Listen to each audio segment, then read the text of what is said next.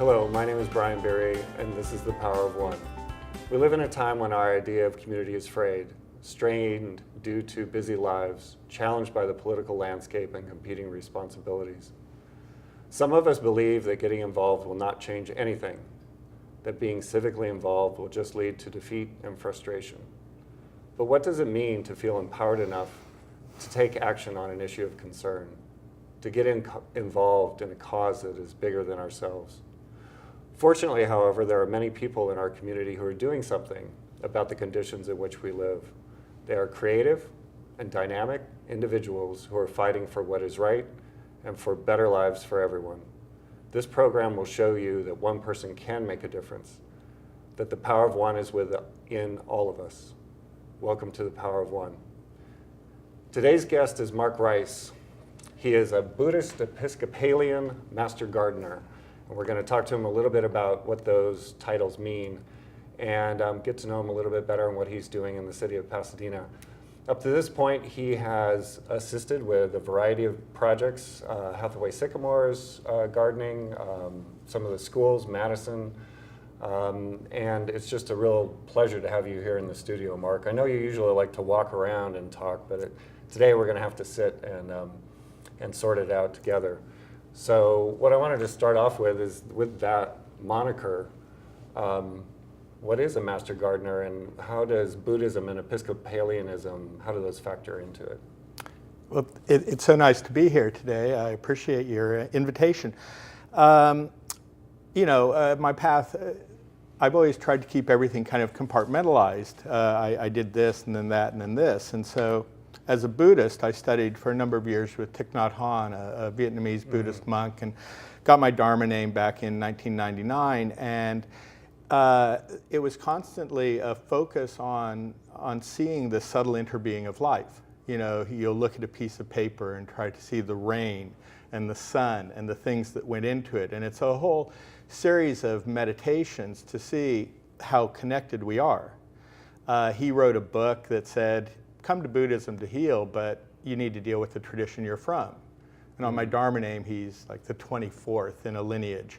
And so having a grandfather and an uncle who were ministers and a dad who went to divinity school, I realized there was no way out.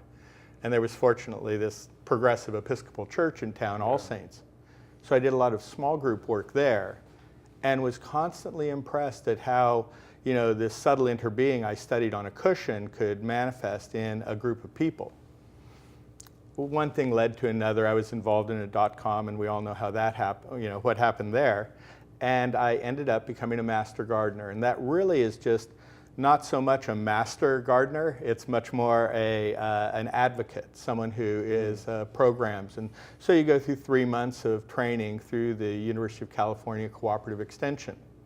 In fact, every state has a land-grant college. Every county is supposed to have a group of Master Gardeners who facilitate the dissemination of information from the Department of Agriculture. And as I tell people, I am both the evil empire and the voice of hope. So I was able to start the Muir Garden. Was actually Norma Coombs was the first, but then we did a collaboration with Caltech and PCC at Muir. Before you go any further, that whole notion of the evil empire and hope, describe that a little bit more. That seems. So where is the divide between those, or where can we find some hope?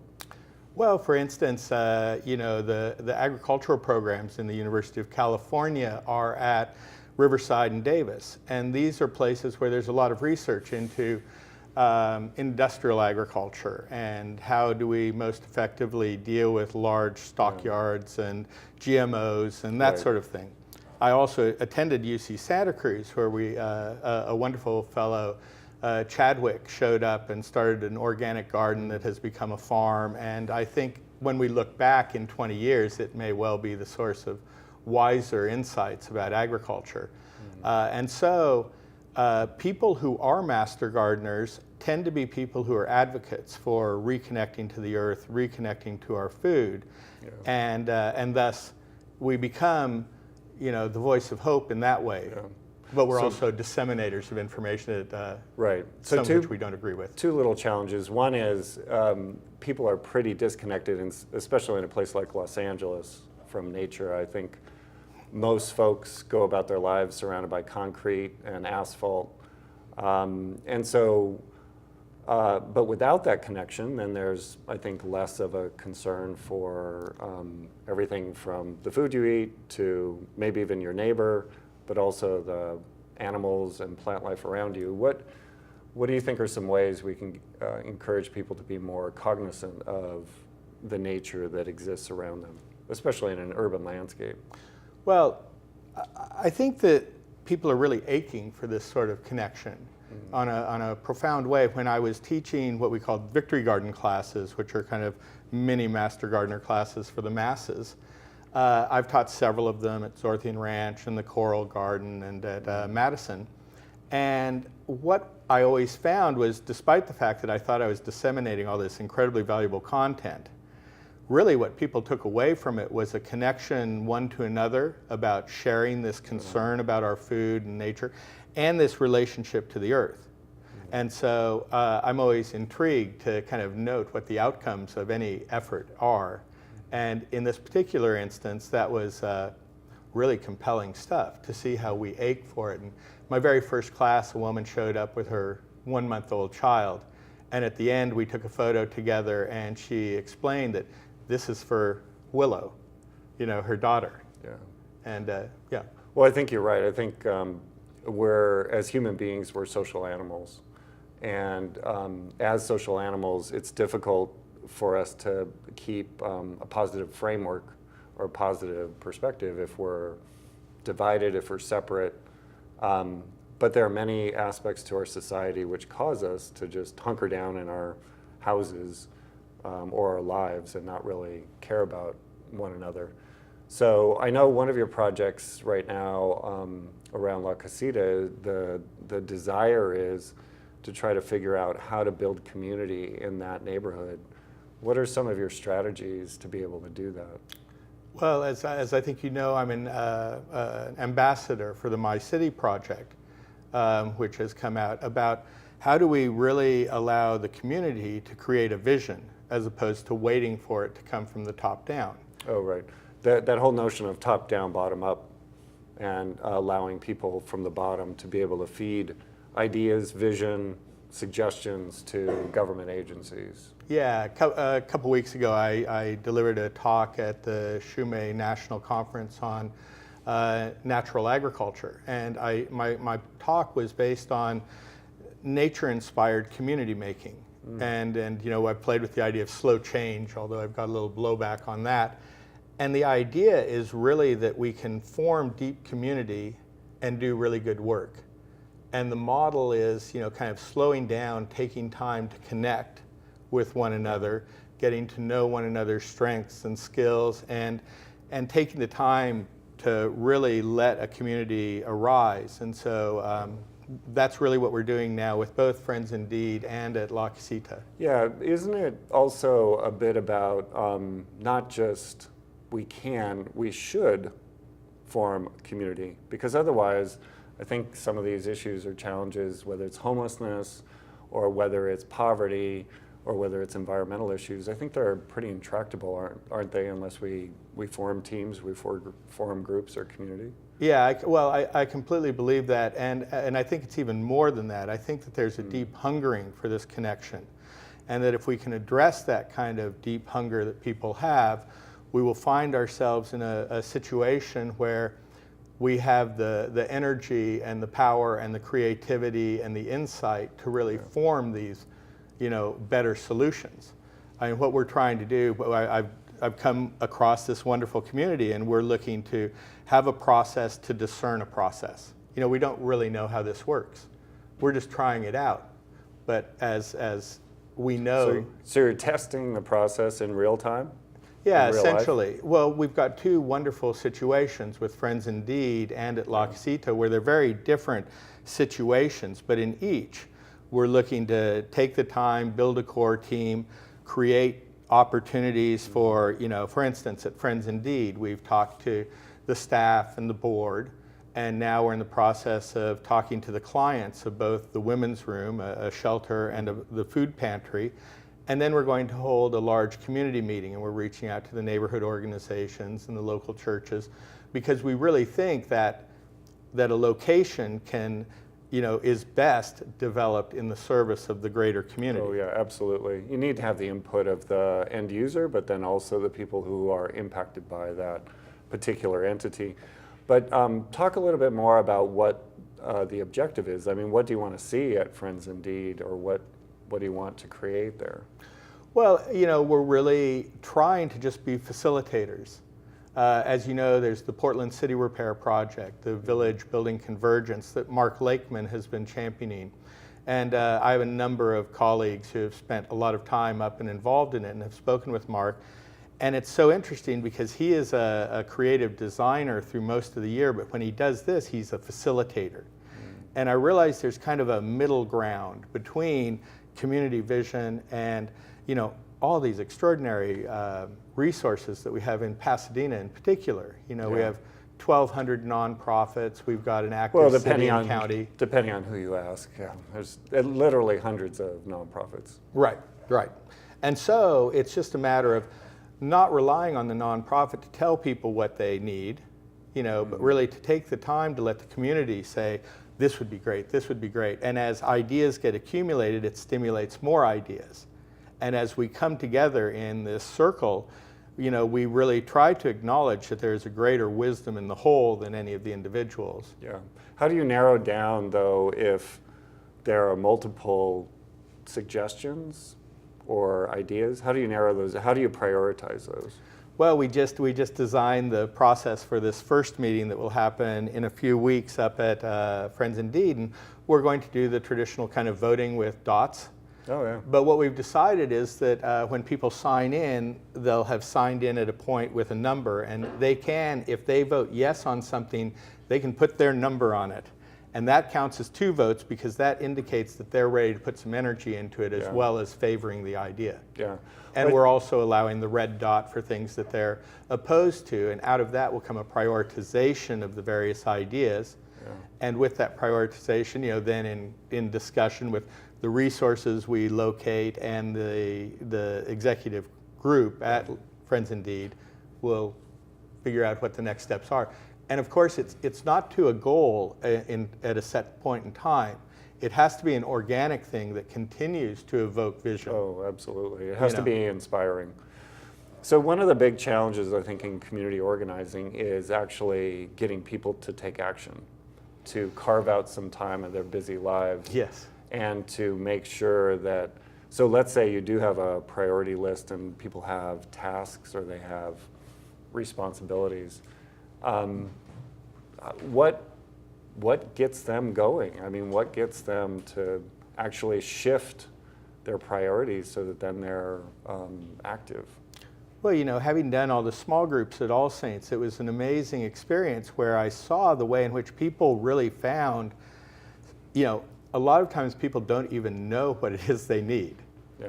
But if you create a context within which they see it, anything's possible. Mm-hmm. And so, I've seen people say things to a group that they've never said to themselves, because they're having this experience of a safe space, of a deep connection, of appreciating one another's skills and passions.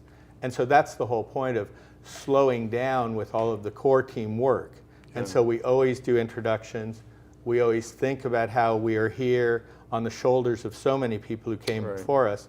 And perhaps most importantly, we are intentional about saying we have a right to occasionally be part of something bigger than us. The world tells us to kind of think about us, and we live in these kind of almost cocoons often. And so I think by articulating it and being intentional about it, it is such a pleasing thing to find oneself not having to kind of wrestle for one's own position.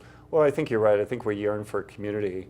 And I don't even think it's maybe universal, but certainly in the United States, there is this pressure to be individual, to be isolated, to be independent, to say, I don't mess with you, you don't mess with me, and we get along just fine. Even with that, though, I agree with you. There's this yearning inside to be a part of something that's bigger than you. So once you get people going, how do you maintain momentum? How do you, because I know you've been through many projects, certainly the Muir Ranch is a good example, and maybe the Coral Project, but how do you keep people energized and engaged? Well, this is part of the process to discern a process. You know, I haven't figured out the magic code there. You know, I have been a party to so many things, and in fact, I think it's getting comfortable with the fact that things die and new things come along. That it's not so much, you know, this whole idea that I'm going to create something that's going to last forever. Yeah. It's of course appealing, but it's just not how it is. And even my original Buddhist group, it was so interesting, the original founder had a conflict with the time, and we split into two, and there was, in Buddhism, there's a concept of Sangha, that the community is one of the three gems, and it fell apart. And I've been a party to any number of things where it's been gorgeous and beautiful and spectacular, and then it's fallen apart. And of course, you know, this is how every plant is. I just had a tree come down at Hathaway Sycamores in this last storm. But beforehand, some seeds had fallen into a bed, and we dug, you know, and so we had the little baby tree, and we put it in a pot, and we put it in the ground. And this was over 2 years. And I always told them, someday this tree will be gone, and this will be its replacement. And now that's come to be. Yeah, I think that's also a kind of a corrupted view in our society, is that we need to build things to last, or for permanence, or for longevity, or for, you know, this is a company that's going to be with us for the next 5 generations, right. or that there's never ever going to be any frailty and any erosion of either control or dominance or the fruition that you're talking about, or the flowering. And that we act that way even though we're all completely aware of the fact that that's a fantasy. Yeah. Right. You know, I mean, the only outcome of an empire is that it will fall. Or at least that's been the case up to this point. Yeah, eventually. Yeah. So as an example around Madison, and just a little background on La Casita, is that there was an entity there called Madison Neighborhood Partners, and that's gone now. So, but maybe, I think what you're trying to do is, Madison Neighborhood Partners was formed by the Public Health Department and the Planning Department and then some other nonprofits, and the idea was to improve quality of life. But that went away, just like your example of the tree that fell over, or the flower that fell apart, that all the leaves or the petals fell off.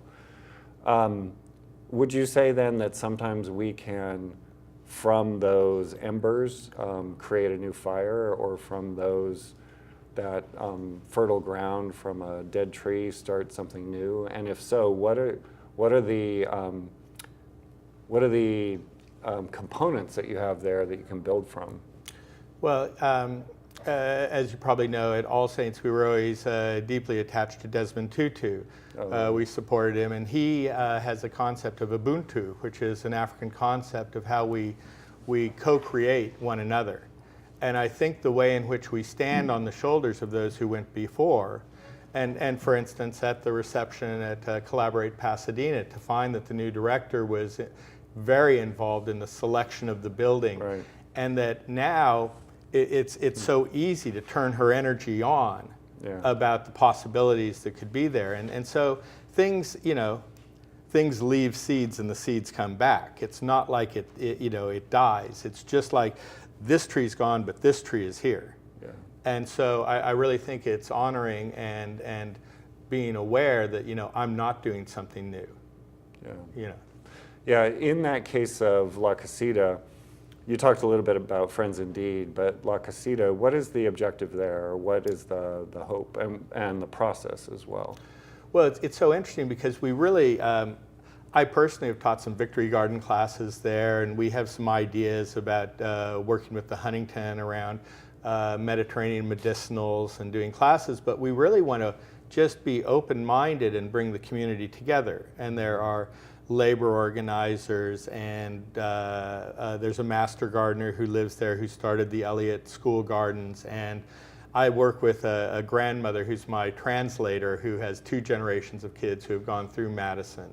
And there's the family center with a commercial kitchen, and there's a need to communicate more and to offer more programs. There are churches, there's a Head Start program, and now it's really talking to these people and imagining how can we facilitate the flow of information, how can we disseminate pieces of learning gardens to have people have, how can we, we have a computer classroom and we have Wi-Fi available for a neighborhood that otherwise really doesn't have much of that kind of cafe culture. Yeah, and let's probe that a little bit.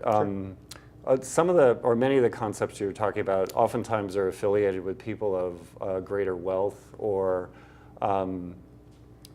access. So whether it's organics or whether it's technology or sustainable or renewable energy sources. I think a lot of people in neighborhoods around like Madison, they would say, well, we're just trying to get by.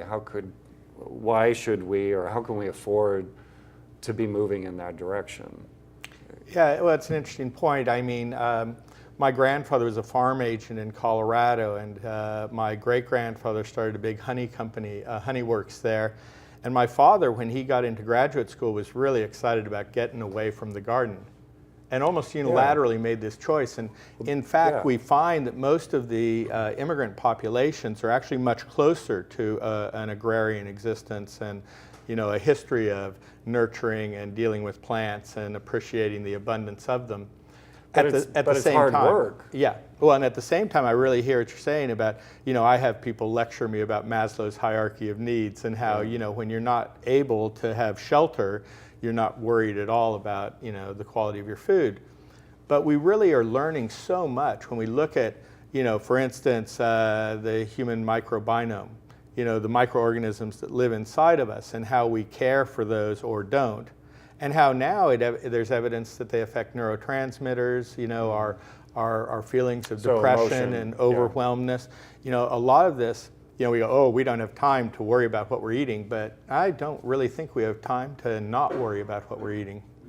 Yeah, but it's still challenging for the family that could go to a fast food place and serve the whole family for maybe $10, or, especially that leap to Whole Foods.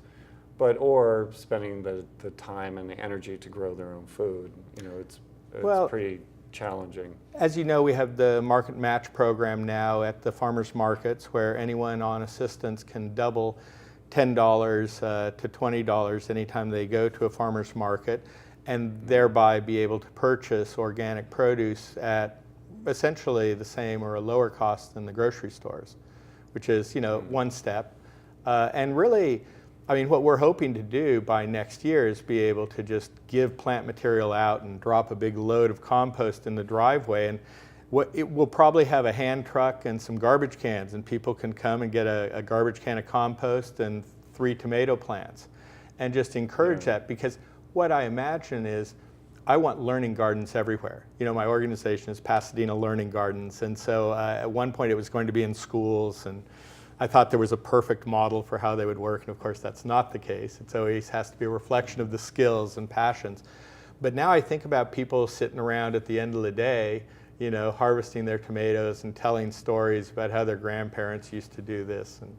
And I think that, like I say, in permaculture, there's the concept of stacked function, that we're going to do multiple things in one place. And this is the beauty, that we can reconnect to the ground, we can reconnect with our neighbors, and we get some tomatoes that put those tomatoes at the Burger King or wherever to shame. A little bit more personal question. Some of this work, especially when you're trying to bring people together, there's a lot of emotion and maybe some tension and then differing viewpoints. It can be fatiguing and tiring. So how do you take care of yourself? Yeah, it's huge, and I really, we're in the midst of Lent now, and I make an effort to meditate every morning, and I think that, I can get, when I'm not taking care of myself, when I'm not eating well and drinking enough water and sleeping well and taking care of my own mental health issues, it's really tough. But when I do, I really am often able to see, conflict as a way in which, more the other person, curiously, I can see this easier, is we're in this very troubled world, and we're feeling all of these pressures. And I'm really of the belief that we are essentially good people who occasionally do kind of misguided things, and I have done better and better at reflecting on that. Yeah, one of the other issues for people in your type of a position is you're always helping others, and you're always out in other neighborhoods or other communities. What are you able to do in your own space or your own neighborhood, your own block, your own street? Well, this is the whole point of the community making, that really it has to be, what I firmly believe is that there's a cycle of giving and receiving. And the idea is to open it up and let it happen. And so, when I teach, I have always gotten back as much as I've given. I've taught at USC, I've taught in all these different contexts. And so I think it's that we always have to be open to the return and really get over, like, I'm going to go save the world, I'm going to give this, and that's what's happening. It's never a one-way street, and we need to be really intentional about that, I think, to sustain everybody in the picture. So would you allow me to come and take a look at some of your work in the next couple of the weeks? Oh, I'd love it. Friends Indeed or the La Casita project? Yeah. I would love to come out there, and I want to thank you for being here today. This was really educational. I think that we really need to figure out ways in which we can enter be participants in this whole notion or dialogue of community building or engagement or creating hope or creating opportunity. And these days, or recently, it's been a really great desire, I think, on a lot of people to form that connection. Oh yeah, don't you feel that people are aching to be involved in something meaningful? Yeah. And that, I've got to say that a lot of my inspiration has come from you and the work you did with the City School Work Project and the whole council work we did together. I believe that you have been a wonderful example, and it's very exciting where we are now. Well, thank you for being here today, and I look forward to working with you some more. It's been a great pleasure. Yeah, thank you. So I hope that